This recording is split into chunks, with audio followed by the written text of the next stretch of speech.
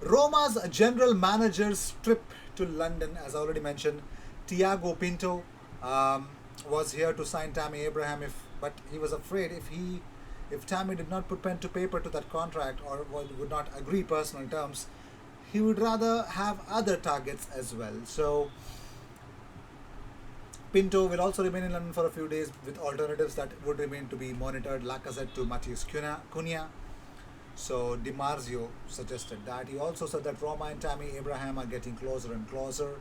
The striker identified by the guy Giallo Rossi to succeed the legacy left by Edin Dzeko is untying the last knots linked to his future. Well, that's also confirmed by Angelo Mangiante. He says Tammy Abraham to Rome.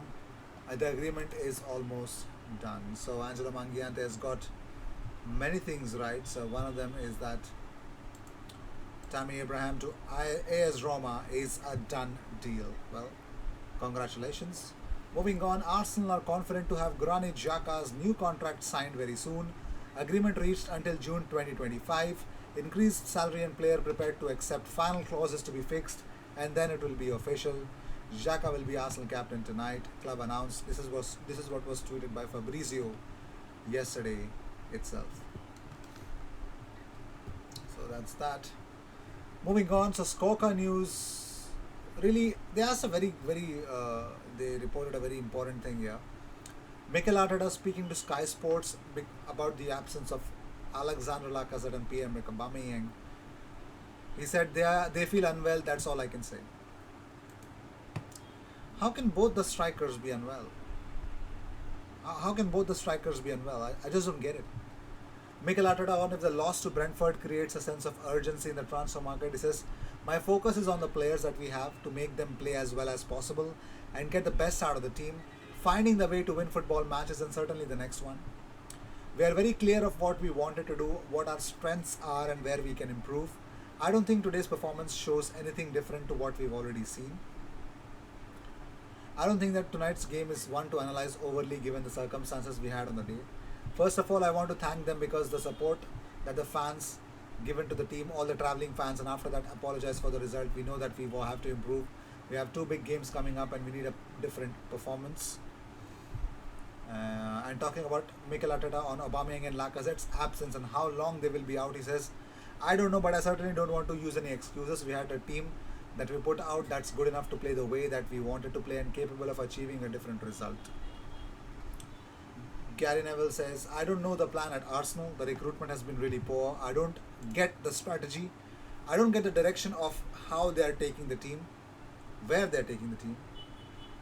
The bigger concern for me, there is a genuine lack of quality.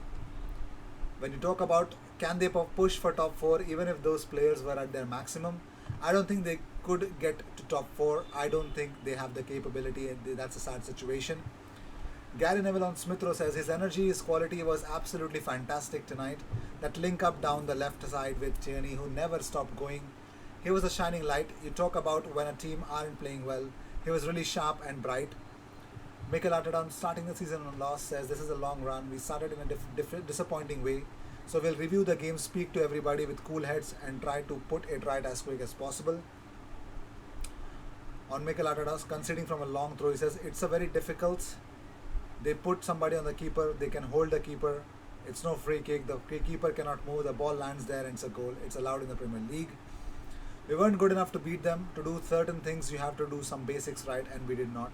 In the box, we need more of a threat as much as possible. When we get in this position, final third, we need to be much more ruthless, and we weren't tonight. Mikel Arteta on absentees up front says, I don't want excuses. Okay, that's what he sort of mentioned. The bigger worry is a threat we had in front of goal, how many times we arrived in the final third in great situations, but not enough threat, not enough shots on target. If you don't do either of them in the Premier League, it's really difficult to win. I'm extremely disappointed. It's very different the way we wanted to start the season. We did not start well in the first half. We conceded a goal in an isolated action, but we did not cope well enough with the long balls and second ball, and that's all they needed. Carragher says people are going to watch tonight and think just play long balls on Ben White's head and you're going to get joy. And talking about Brentford's second goal, he says, if you were asking me taking the shirt off Arsenal, who would concede a goal like that? The first team that would come to my mind would be Arsenal, and it wouldn't just be this team, it would be a team for the last 4 or 5 years. Gary Neville on Leno for Brentford's second goal. He says you could argue he's being fouled. Honestly, a top goalkeeper, Alisson, is not getting fouled. Alisson is punching it and dealing with it. Schmeichel, who I played with, is saying, get out of the way, it's my ball. Mari's not won the header, he's flicked it on, making it more difficult. They've been messed around. A game of football is really difficult if your centre backs are getting messed around by the opposition centre forwards. That happened from minute 1 tonight. I think a back three might have suited Arsenal better tonight. The biggest change Arsenal needed to make for me was they needed 3 defenders against those 2 Brentford forwards. The back 2 could not handle the front 2. I think Callum Chambers needs to play in a back 3. He's not a right back in a back 4. He's not a centre back in a back 2. Well, moving on.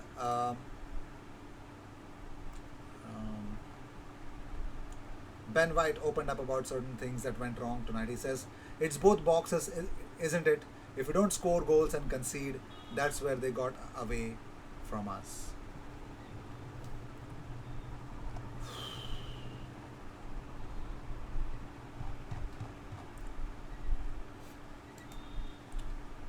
Moving on, Flamengo will get an extra 1 million euros tonight after Pablo Mari featured in his 20th game for Arsenal. Crazy stuff. Giles Remandi has an idea about this Aubameyang and Lacazette being unwell. He says, interesting that an article in the Times suggested Arsenal are trying to offload Aubameyang and Lacazette. Then 12 hours later, they miss our opening fixture through illness. Not saying there's a correlation, but I find it interesting that both our senior strikers were not available. Isn't this fishy? Or am I the only one who's feeling that it is?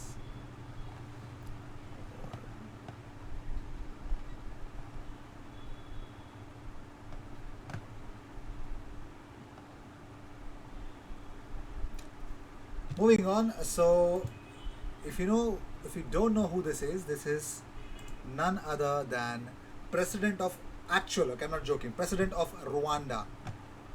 He says, what? It's football. It's a loss of Arsenal to Brentford. Brentford deserved to win, and they did. The game itself aside, Arsenal and the fans don't deserve to kind of get used to this. No. I say this as one of the big fans of Arsenal. The change has taken too long to come. It's been a struggle of about decades, ups and downs, more downs until this point. Can't we have a plan that really works? One part to look at is how we deal in the market. Players we buy to execute the plan. The touch and go mentality does not bring change. We just must not excuse or accept mediocrity. A team has to be built with purpose to win, so that when we lose, it was not to be expected. I'm sure we all know on whose shoulders the heaviest burden rests. I hope they know to, or even accept it. And His Highness is so pissed at Arsenal that even the president of Rwanda is not happy. Oh my God. Peak Arsenal, ladies and gentlemen. Peak Arsenal. But until and unless you don't spend, you can't expect miracles. But the question in frame, why are the 2 strikers ill? Like,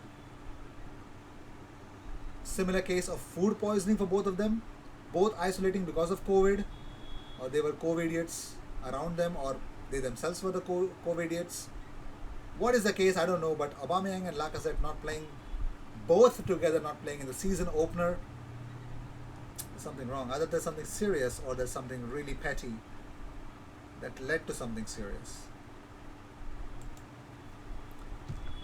Moving on, so Brentford manager Thomas Frank on Arsenal says they have unbelievable players and a top coach, but I just had the feeling I would be really disappointed if we did not beat them.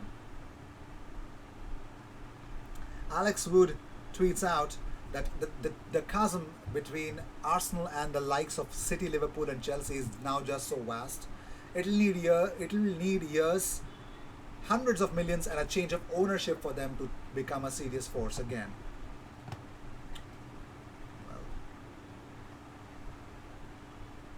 And even James Ollie tweets out that Arsenal's 2 new signings, Lokonga and White, are fulfilling post-match broadcast media duties.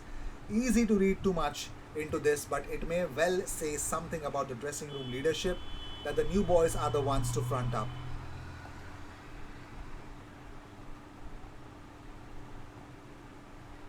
And João Castelo Branco opens up about why was Willian not playing. Arteta said he was not fit to play. Okay, was that sarcasm? Because it works even if it wasn't sarcasm. So that is that. So with this, I'd like to end this episode. Thank you so much for tuning in. If you seek daily Arsenal content, best place to be. Arsenal would be looking for a new striker because I don't know. I might be actually doing a lot of cringe stuffs lately, but I don't digest this whole Aubameyang and Lacazette getting unwell at the same time. I don't get it. I don't get it. Something is wrong. Something is really wrong. They need the board to be back. They need the manager to be back. And I read a report wherein someone said that Aubameyang was promised that new signings would be made, and that's why he signed a new contract. Maybe they start to feel the heat that they don't want to get involved in this thing called Arsenal, being Arsenal. With this, I'd like to end this episode. Thank you so much for tuning in. I'll see you in the next one. Cheers.